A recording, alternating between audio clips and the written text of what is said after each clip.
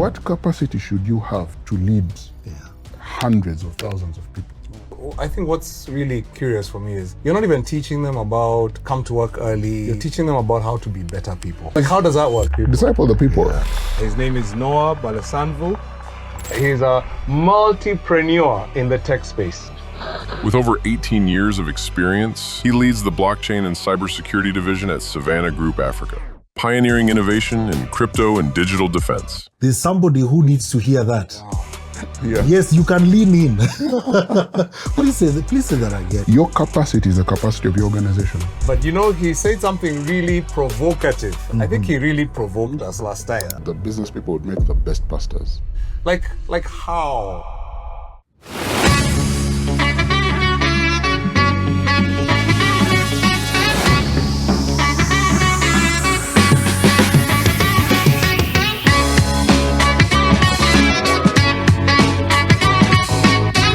Hello and welcome to Fearless Business.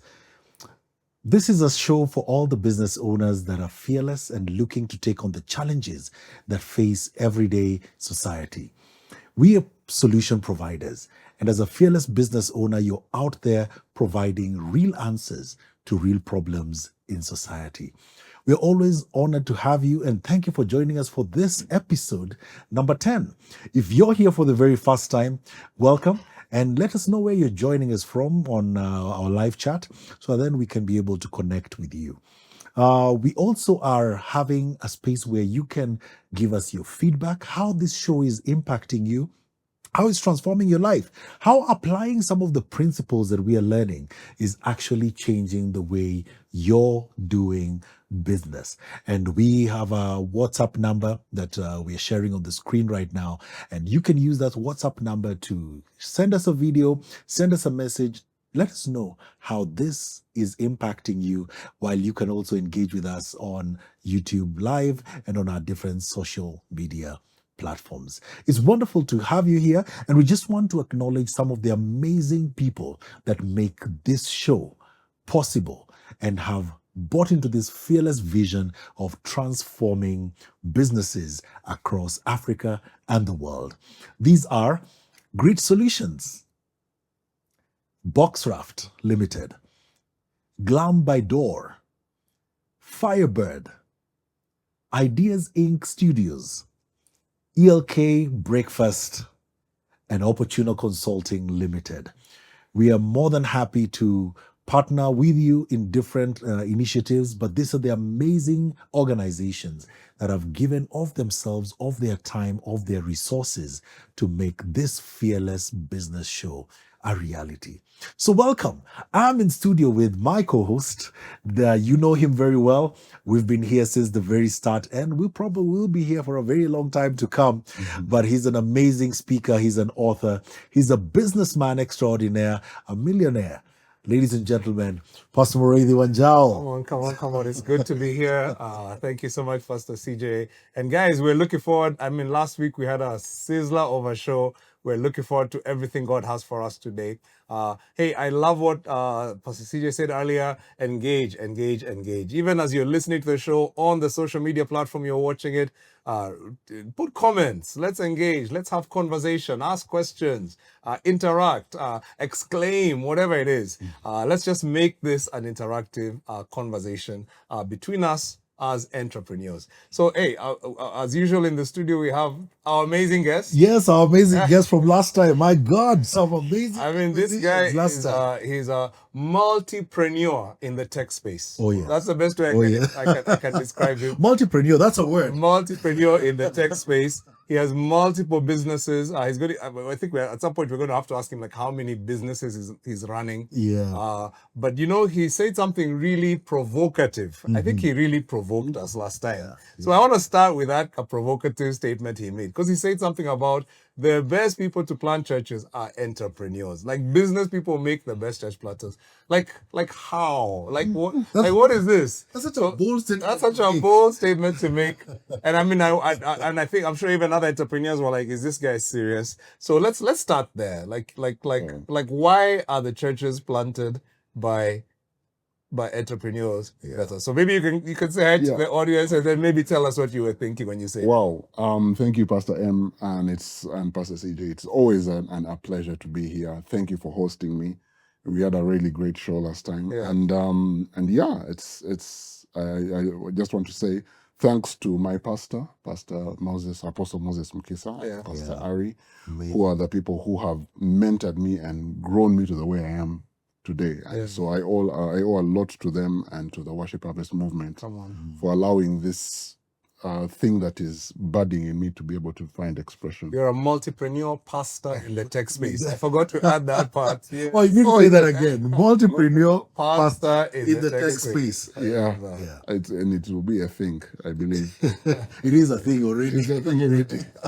Yeah. Why business people? And I think it's God who shows us that pattern. Yeah. Already. And I get the example of Abraham. I mean, here is God, Tower of Babel has just, messed things up. Of course, you can't mess his plans, but and he's trying to find a seed through which he's going to bless the whole earth. And so he finds a business person. Yeah. He finds Abraham, and speaks to him things. And so there are characteristics of business people you'll find that that sort of lean themselves well for church planting. And so they take risks. Yeah, here when you're trying to plant a church, you need a risk taker. Oh yes. Business people have to work with people. You have to work with people. Yeah. Guess what? A church, you have to work with people. That's true. Businesses, you have to make the finances work. Guess what? In the church, you have to make finances work. You know what I've been saying recently? What I've been saying recently is I'm running 2 startups. My startup business and my startup church. Because the dynamics are quite similar. They're the same. And the way I try to explain it is so that we don't have that dichotomy. You're not running 2 different things. You're doing the same thing. You're actually you care about your employees. You care about your flock. So do I qualify for multi-preneur again? You have to both businesses.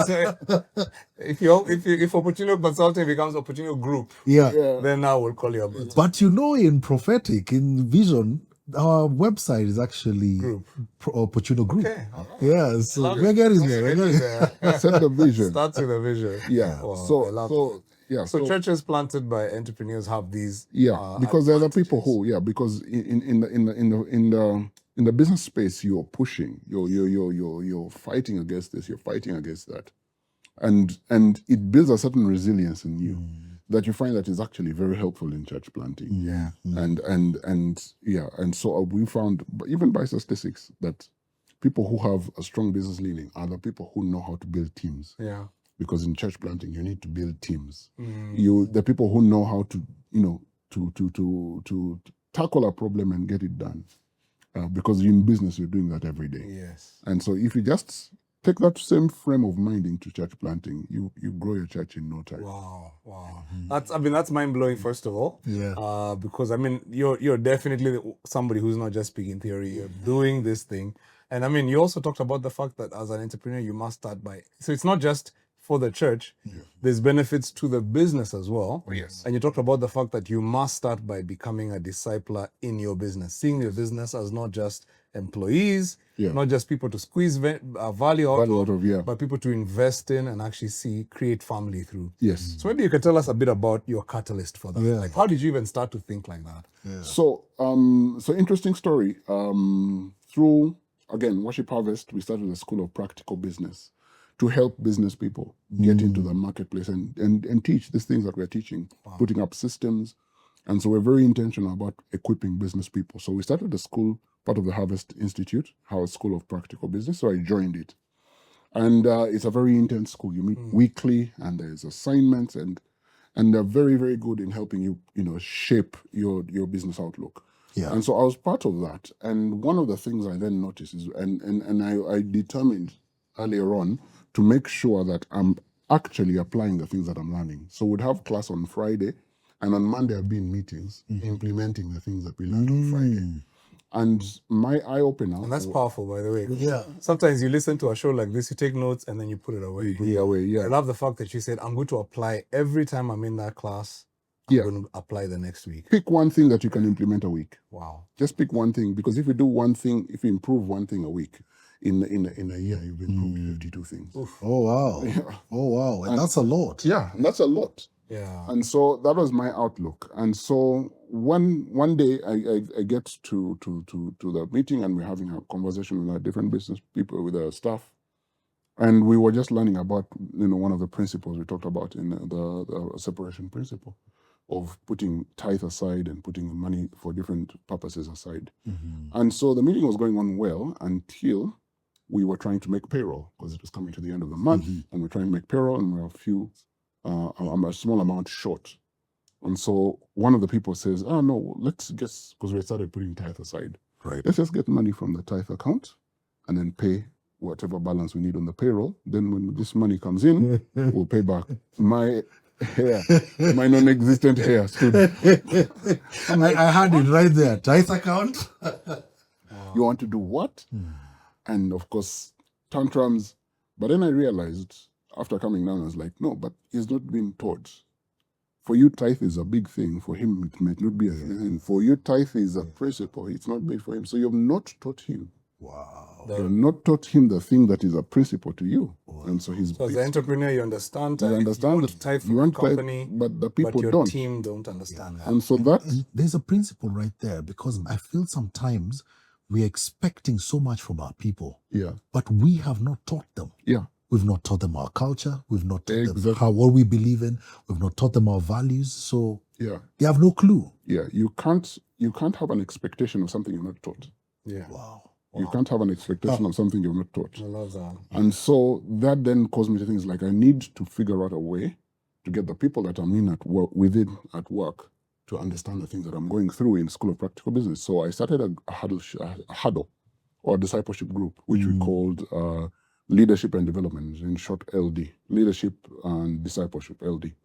And so I just invited different people in the organization. This is within your business. Within the business, yes. So It was voluntary or Voluntary. compulsory? voluntary. Aha, okay. Let's I hear can't this. speak for the people, but in my view, it was You gave them voluntary. a choice. It was a- Whether they felt they had a choice or not, you gave them a choice. Yeah. So I invited them. It's like, oh, please, there's this thing that I'm doing. Join, and let's take this journey together. Yeah. And so what I did was that everything I'm learning, I teach. So what I learn on Friday, I teach on the next Wednesday for 3 hours. What assignments I'm doing, they do.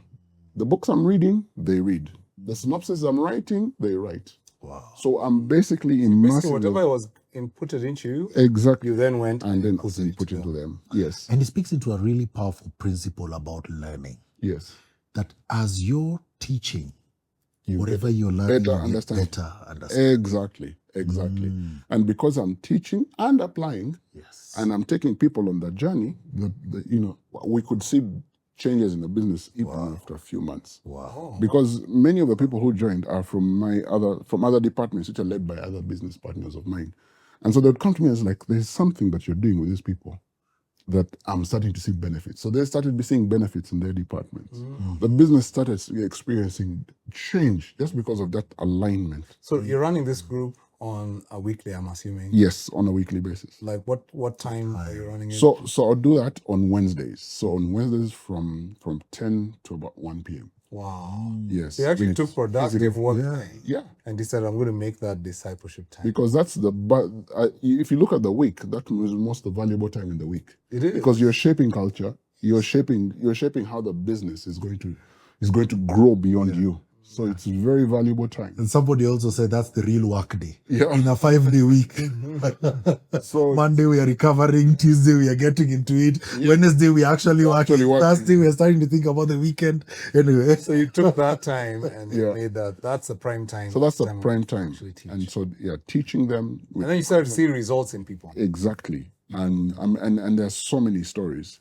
It was so successful now. So other businesses or other business friends of mine would start interacting with the people who were in my discipleship group at work. And they're like, there's something different about your employees. Oh, wow. What are you doing? And then they'll talk to them and say, there's this discipleship group we're part of.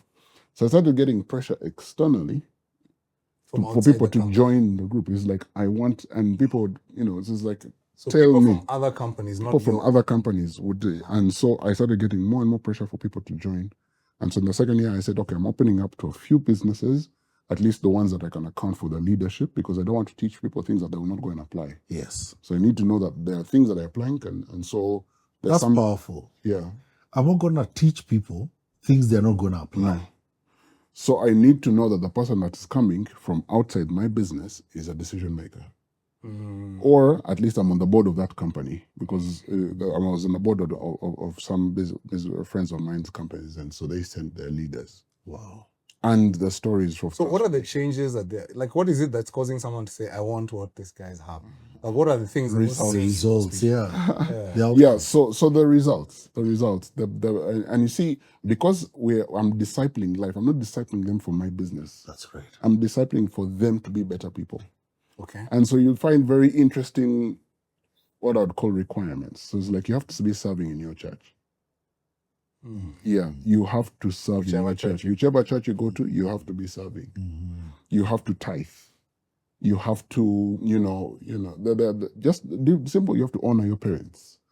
So, and they would learn those things. Like if we're talking about honor, and when it's like, okay, have you honored your parents? Have you sent them a gift this month?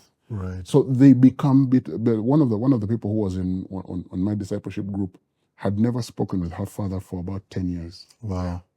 And so when I was doing that honor series, it was an assignment. Don't come to the next class if you have not honored your parents. So she went and she came crying in the next class. It's like, I have spoken to my father and I had never spoken to him in 10 years. Oof. So you're not, and so you'd ask, where's the business value in that? It's like, if people are thriving, if people in your business are thriving, your business will thrive. So I think what's really curious for me is you're not even teaching them about come to work early. This is a vision of our business necessarily. You're teaching them about how to be better people. Yes. How to honor their parents better. How to become Better disciples. better disciples. Yes. But in that, the translation is that there's a result in the bottom line of the employee, their productivity. Yes. Because how does that work? Like, how is it that I'm teaching you, like almost, I'd almost think spiritual things here, but they're actually producing something tangible in the workplace. It is like any spiritual seed. Whatever you sow will result in an outcome. And so you find that, like, if you think about it, just one example, you're helping someone, you've reconnected someone to their estranged father. There is that thing of this space is transformational. This space is making me a better person. So I'm giving more. Yeah. I'm giving more than is on my job description. I'm doing more. So you find that there's they feel like I owe this space my best because I'm getting so much from it. Yeah. You see, So it's even they're leaning in more. Yes, they're leaning in more. Passionate about their work. There is this whole disappointment. There's a running joke in that space of being online, because we do it physically. So when someone is online, they're missing the connection. Yes. They're missing the fun. They're missing the joy. So it's a thing people look forward to every week. Wow. And so that because you're changing the person, you're getting more out of them without having to tell them. That's incredible. Yeah. It is so powerful.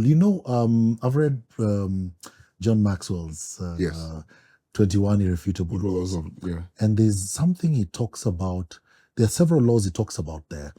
The law of value addition. Yes. And the law of connection. Yes. That you cannot ask for a hand until you've touched a heart. Yes. When you're starting to speak, I'm like, wait, we're a business. What are we doing? First of all, of course, there's the whole thing of, you're my boss. Why are you asking me about my tithing and my whatever, really, and me serving in church? But it's a counterculture, and that's really what this show is about. Yeah. Counterculture, the things you won't hear anywhere else. Yeah, and that's mind-blowing. It's not taught anywhere else because, again, and you see, these lessons became more vivid when we planted a church. I discovered that there's growth in the church because we're investing in the disciples at church. And then why should I have to wear a different hat when I go to the office? Oh, come on now. Yet I still need the same growth in the people. Yeah. And that's the thing I'm saying. It's like you're a pastor in your business because you care. Your business is a whole ecosystem. There are people. Wow. I mean, there are people you meet in your business more than you meet your congregants. Yeah. You understand? So your impact you see them every day. Yeah. And so I was like, why must I do different things? The thing that I'm teaching my business disciples, I should be teaching that I'm teaching my disciples in church. I'm teaching my business people because at the end of the day, God is not going to ask me about the bottom line. He's going to ask me about the people. So are the people in your company, were they all saved? Are they all Christians? So yes, all of them are saved. But then, like, so when we started opening it up, a few of them came who are borderline Christians. I would call them borderline. They didn't have a commitment, or if they did, it was they had backslidden.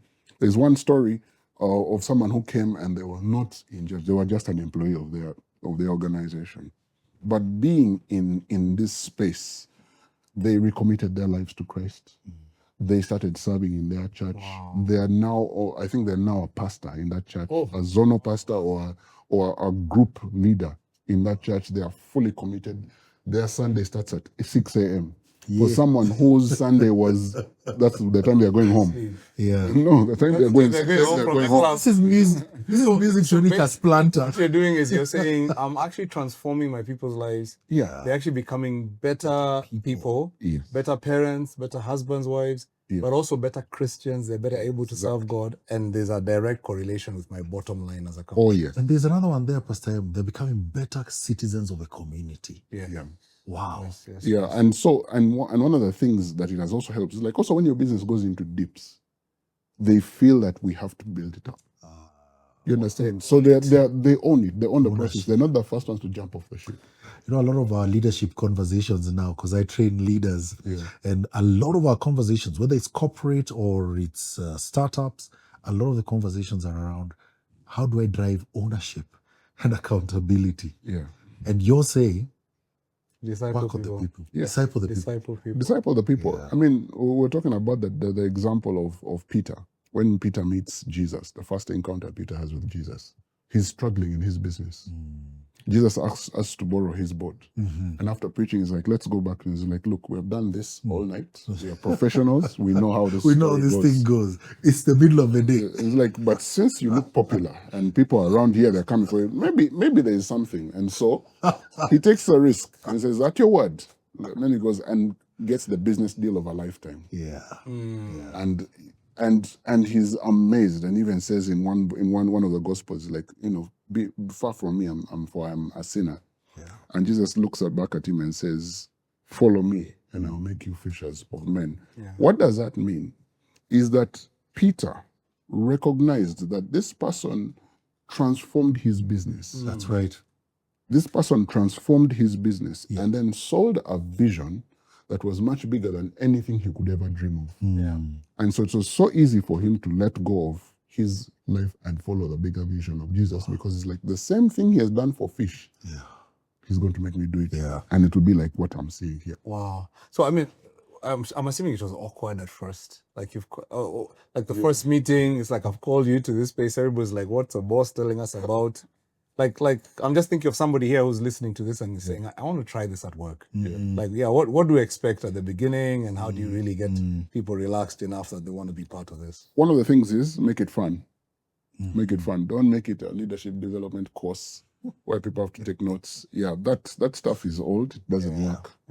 And there's no greater growth environment than an environment of joy. Remember, this in your business is where they spend most of their life, hopefully. Yeah. You understand? You can't make it a drug. You can't make it like someone is thinking Monday morning. But if you make that environment something that people are excited to be a part of, people that are looking forward to. And so that doesn't mean you lower the challenge. Yeah. No, it just means you become real. Because also as a business leader, you have to be vulnerable. You have to be human. You have to show them that, look, these are struggles that I also have. These are the things that we are dealing with. Let's talk about them. Yeah. And so, yes, it might be awkward at first, but make it fun. Have a snack available.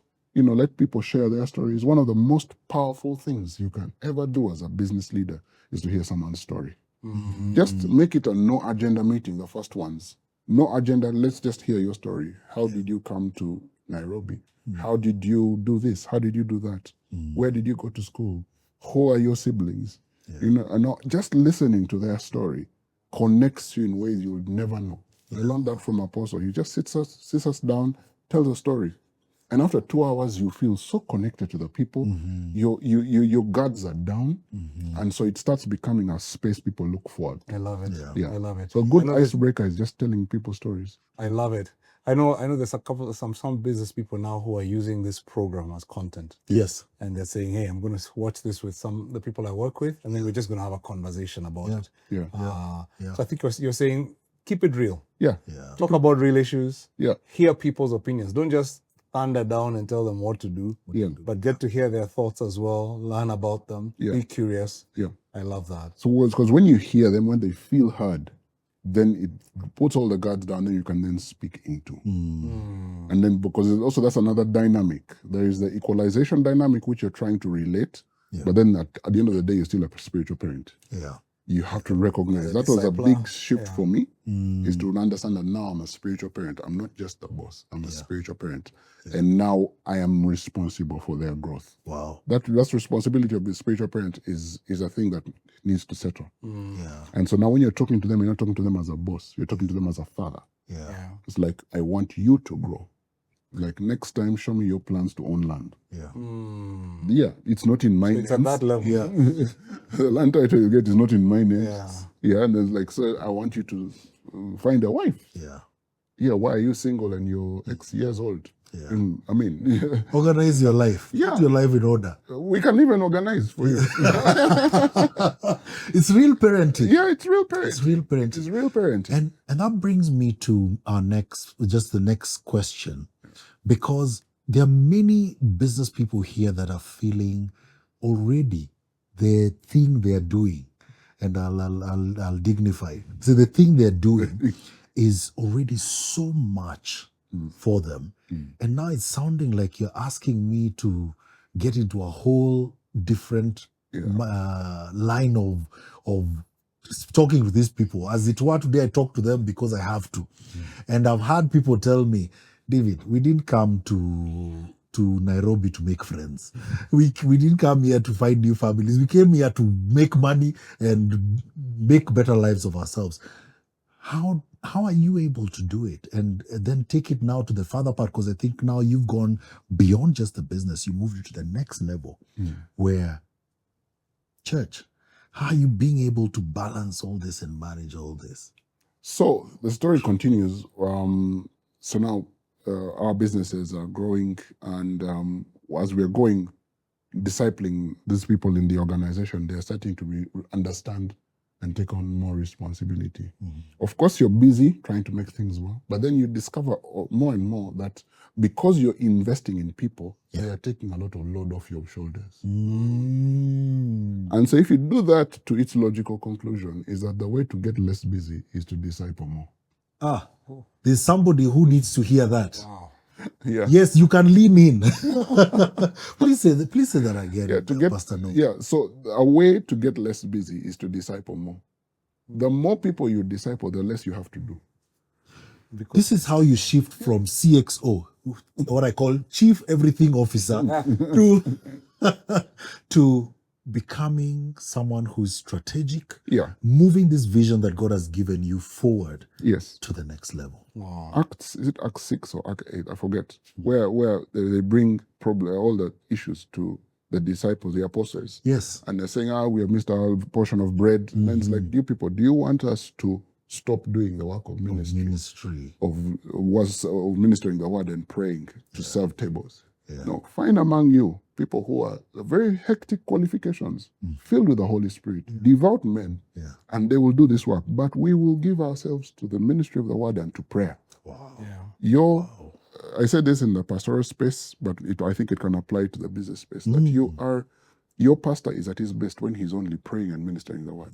If he has to do anything other than that, the disciples are not doing their work. And for me, how that translates to the workplace is the only way you as a CEO can start to see. We've talked about your business being about the business of the kingdom. Yeah. The only way you can start seeing new markets. Yes. The only way you can start hearing where God is, even hearing where God is calling you. In a previous episode with Anthony Wahome, we're talking about hearing, being in that place of hearing. The only way you move into that place of hearing is when you have a team that's taking care of the operational and the tactical. Yes. Disciples, they have ownership. Yeah. And they're committed to it. Yeah. I love it. The more you disciple, so you are at your advantage when your leader is only doing visionary work. Prayer and ministry of the word. In business, it might look like he's now strategically thinking. He's thinking about the next 10 years Wow. of the business, the next Even 50 years, even 50 years. Yeah. He can't do that if he's fighting fires. Wow. He can't do that. About 2 employees that won't talk to each other. Yeah. So you see that's just that understanding that. So the question is, how do I do it? I make disciples. Yeah. I make disciples the same way I do it in church. If I find myself doing certain things, if you're the one who has the offertory bag and then you're the one who has the keys to the store, then you're not making disciples. Wow. So one of the results of making disciples for you has been you have a lot more time Yeah. Yeah. to do the things that only you can do. Exactly. That's what I'm hearing. Exactly. Yeah. Yeah, because like you mentioned, part of my bio is I'm an advisor, I'm on board. So those are roles I can't delegate per se. True. Those are so now It's that's you they want. it's me they want. It's certain appointments are to me. And so those are the ones I can do. But then when it comes to business, I have a team that's thinking about that. That's why all the things are working. That's why you're in Nairobi now and your That's why my businesses are all working. They're all working. Many of them are even going to come for Fearless. Wow. Oh, Yeah. wow. So you invite your businesses when there's Fearless. The discipleship principle still remains. Every Same environment. thing you're doing. Yeah, like Come one of my employees is going to plant a church already. One of your employees is going to plant their own church. Yeah, Come on. yeah. So, It's the next so everything I'm doing, they must do. They must do. Yeah.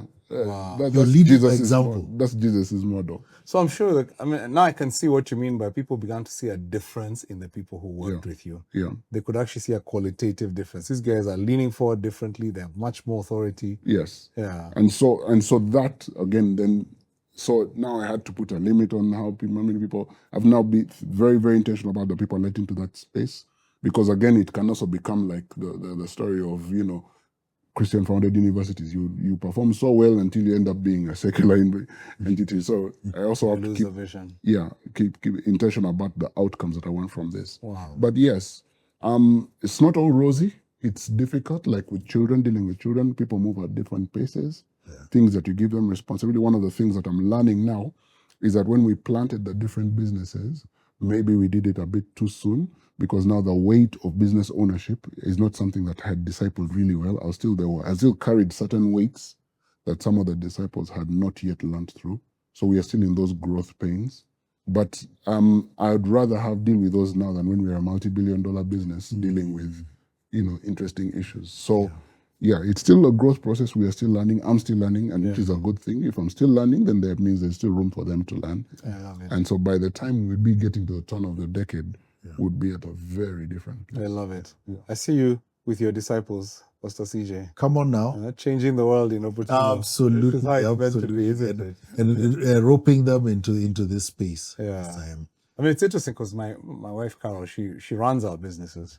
And that's been her model as well. Yes. That she's always, whatever she's learning in church, that's what they're learning there. Yeah. And she always raises leaders. She always is impacting people. And as a result, when I look back over our business career, I see disciples. I see people who are not who they were when we began. Wow. And so I'm just saying this is incredible. I mean, you're doing it at the next level, obviously, but it's doable. Yeah. Is what I'm hearing. One of the real questions that I'm sure somebody who's watching us today and is serving in their church, they are really listening to this show because they really want to turn their business into a kingdom-driven business. And they're looking at this and saying, Pastor Noah, as I'm listening to you, I am currently being very careful not to get into burnout. As it were, I feel stretched every day. I woke up this morning and my first drink of the day for the last few weeks has been some strong coffee. Some of us do triples. The sleep seems not to be enough. How do I avoid burnout? Yes. I think it's the same answer. Make disciples. Because you're burning out because you're doing too much. You're burning out because you're doing things you did not need to be doing. Or you're burning out because your thresholds are low. Wow. That's also a reality. Sometimes we treat burnout as a disease, which it is, but then we put the threshold so low that if I feel like this, I'm burning out. And so many things trip that wire. And God has created us so resiliently. God has created us so. I'm reminded of a time, and we spoke with Pastor M sometime. Over time, I went for leadership training with Pastor Sunday Adenaja. Yeah. And one of the first things he told us when we were going for that training, and it's like, look, here, this is not going to be, this is a boot camp. I am here to show you your thresholds. I'm here to show you that you actually don't need 9 hours of sleep. Wow. I'm here to show you that the thing you thought you couldn't do, you can actually do. I used to read a book in a year, and I felt I was reading a lot. A lot, yeah. But then I learned that I could read a book in a day. Wow. And write And write a report and give a synopsis to the author of the book. Wow. Wow. Because Pastor Sunday would sit us and say, pick up, he has many books. He has He books, goes, yes, like, he's pick written any book. books. Yeah, then in the evening, you go to his sitting room and sits and say, tell me. Yeah. So you're not going to tell him what he wrote. He's the author. You have to tell him the lessons. The lessons you pick. And they're going to implement. Wow. And so just understanding that actually, so the thing I'm pointing at is the things that would tire me then were very low. Yeah.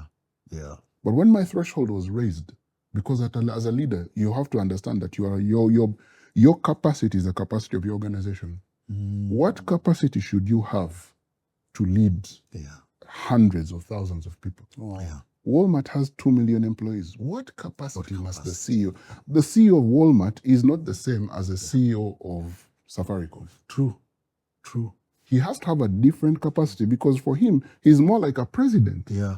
2 million people. Yes. There are countries with 2 million people. There are countries with 2 million people. And that's just, there are countries who don't even have 2 million government employees. Yeah. Because he's paying them. Yes. Wow. Because he's paying them a salary. Yeah. There are countries that don't have that Yeah. as government employees. As government employees. So you find that the capacity and the thresholds of a leader of that stature is different. He has to have his bar at a certain level. Wow. Now, it is to recognize, yes, that these are the limits of your body, but also to recognize that I also must grow in my You capacity. must stretch.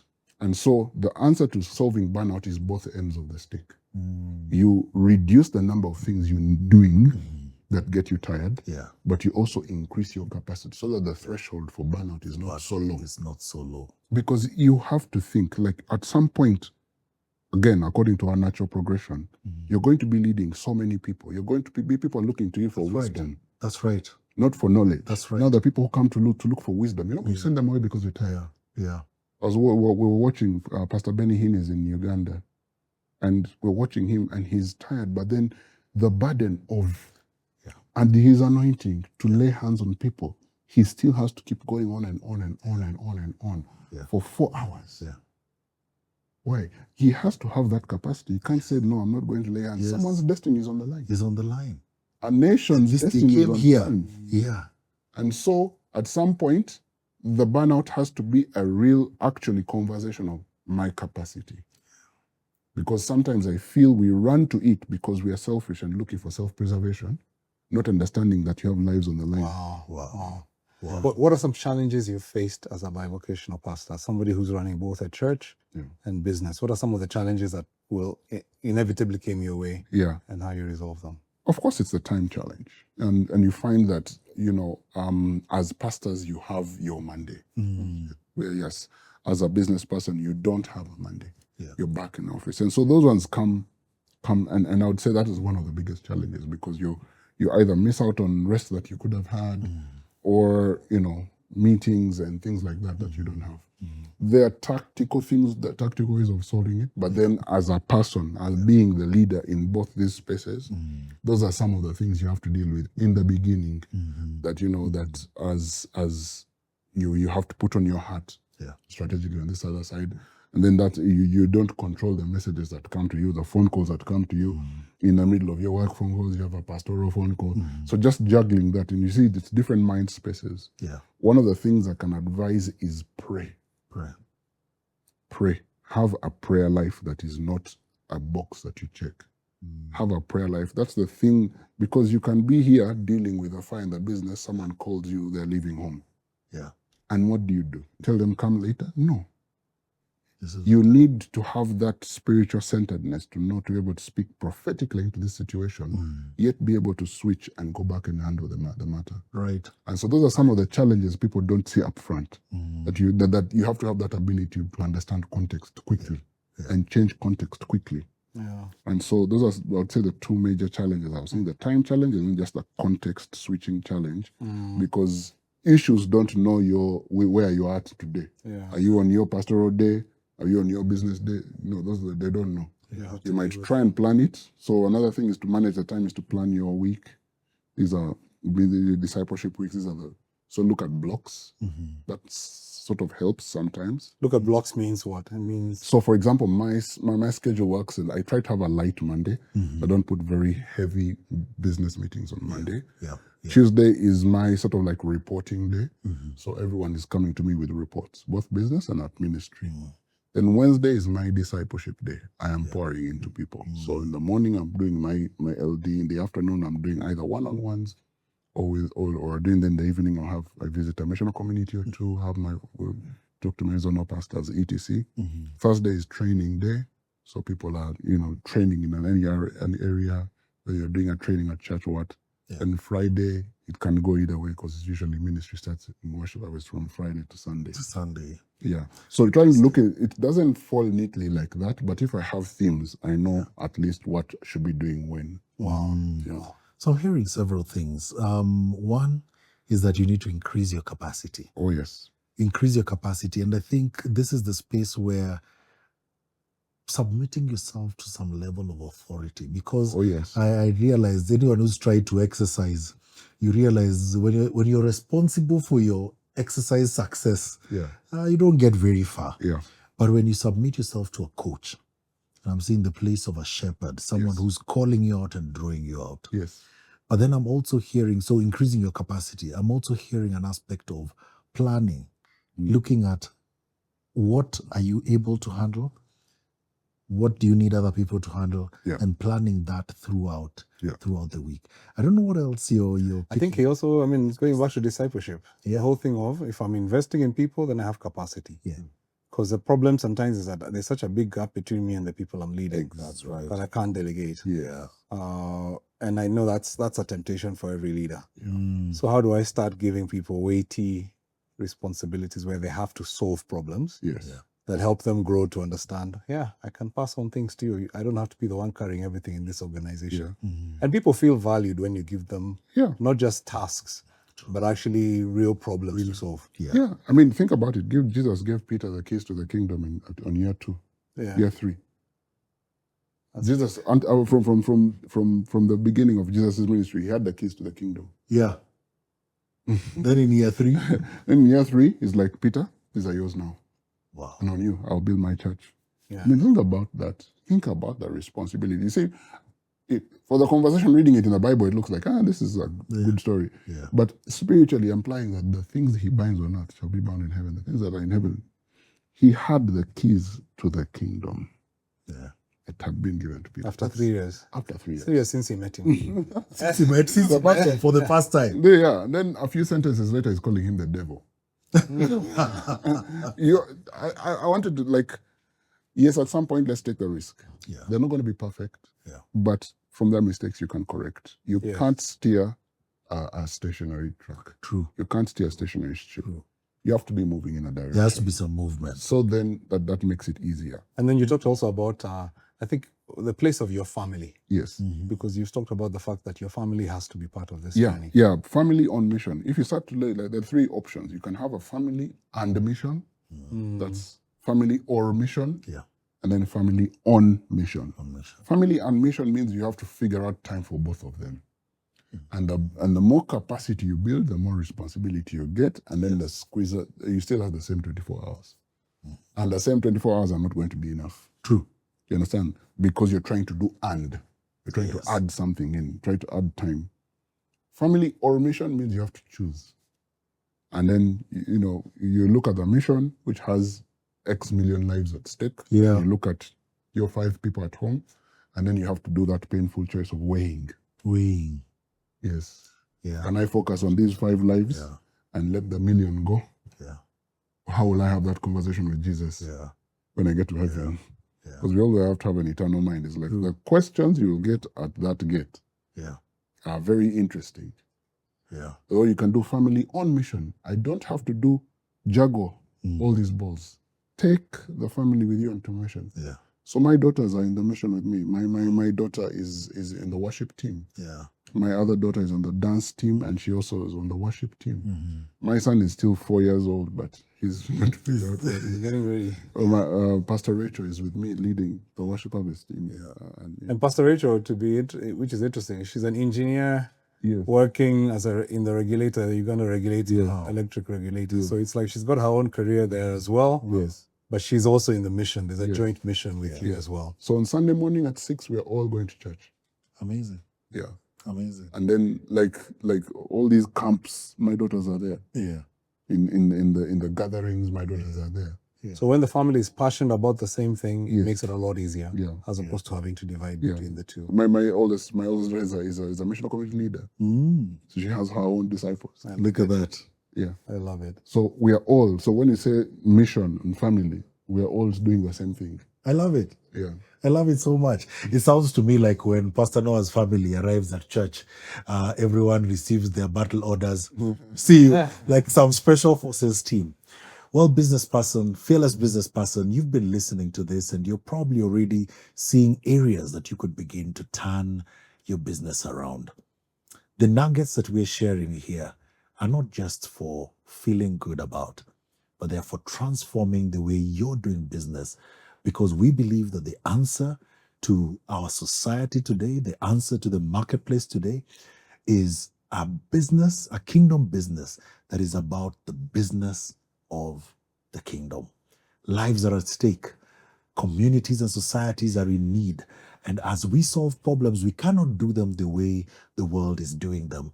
We have to come with something different.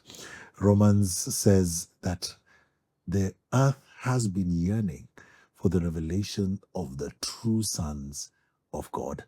And the truth is, you, business owner listening to this right now, have the potential to fill that space with some real solution that will transform your business. Invite some friends, invite your people, and begin to have some conversations about how you can change the way you do business to have greater impact. Think about discipling them. And if you need some help, reach out to us and we'll be more than glad to help you with tools that you can use for this. As we conclude our session, I just want to invite Pastor M. Yeah, thank you so much. Thank you, Pastor Noah. This has been amazing. You know you're going to have to be here next week because we have to talk about... Absolutely. We're clearing our calendar. There's a few bombs you've thrown that we need to just make sure we deal with. One of the ones you threw when you talked about how you separate your business finances. Yeah. So I really would love for us next week to just talk about business financials. Yeah. Like how do I manage my accounts, my business It's a big finances? It's important especially for a lot of startup entrepreneurs. Yeah. It's like money comes into one pocket, comes out of the other, and it's my family budget here, and it's just a mix. Yeah. And we need to understand how do we do this in a way that helps us to grow. And I think you mentioned something about that, and I was like, I immediately picked that. And then we're also going to have a conversation about this whole thing about, I think you talked about, was it structure? Like, how do you have systems in your business that help you to actually, man, I mean, it just sounds like run 5 businesses in a church. Like, and a church. we have to get into that. And be at Fearless Business to have some real conversations about how this is happening. Yeah, we are going to have to talk about all this. But thank you so much. And guys, I pray that you've been blessed. I pray that this has been an inspiring time. I love how we are challenged to be, not just to be hearers, but to be people who take one thing every week and apply it. And maybe that one thing for you is how do you turn your business into a space of discipleship? That's what we'll be talking about today. How do you already stop looking at people as employees, the people you're supervising, the people you're leading, and start to look for spaces where you can actually start pouring into people, having real conversations, helping people to become everything that God is helping you to become. And this is our challenge today. And maybe I would love to hear if you have any testimonies, any of you who are already doing this, type it to us, let us know. I would love to just make some noise about that as well. Yeah. Hey, listen, if you're watching this, maybe you've never given your life to Jesus. It's very hard for you to teach people, to give people what you don't have. And one of the first steps I'd really encourage you is to ask Jesus to come and be the boss of your life, to become the MD, the managing director of your life, that corporation that is you. And when that begins to happen, everything begins to change. Because what we're talking about is the fact that God's wealth plan and God's business plan is completely different from what we learn in the world. Yeah. And his plan is the one that comes with wealth without sorrow. The world teaches us about wealth, but the plan of the world always ends up in sorrow. But the plan of God is wealth without sorrow, and that's his desire for every single one of us. So if you've never made this prayer, I would love today, before I conclude, to just pray for you. I want to invite you to say this prayer with us. Dear Jesus, I invite you into my life today. Come into my heart. Forgive my sins. Fill me with your Holy Spirit and make me a child of God. From today, I choose to follow you. I choose your way. In Jesus' name. In Jesus' name. Amen. Hey, if you've prayed that prayer today, listen, this is what the Word of God says. It says, you are a child of God. Your life is under new management. God is pleased to become your managing partner and to help you to become everything that he wants you to be. Listen, shoot us an email, send us some, use the information on the screen. Let us know how we can reach out to you. We'd love to send you some information, some materials to help you take the next steps to become everything God wants you to be. Listen, as we end, we're just excited because we've got Pastor Noah for a couple more weeks, I think. Yeah. And we're looking forward to just everything he's going to teach us. Absolutely. Absolutely. Ladies and gentlemen, this has been Fearless Business. And our challenge to you is to go forth and be fearless.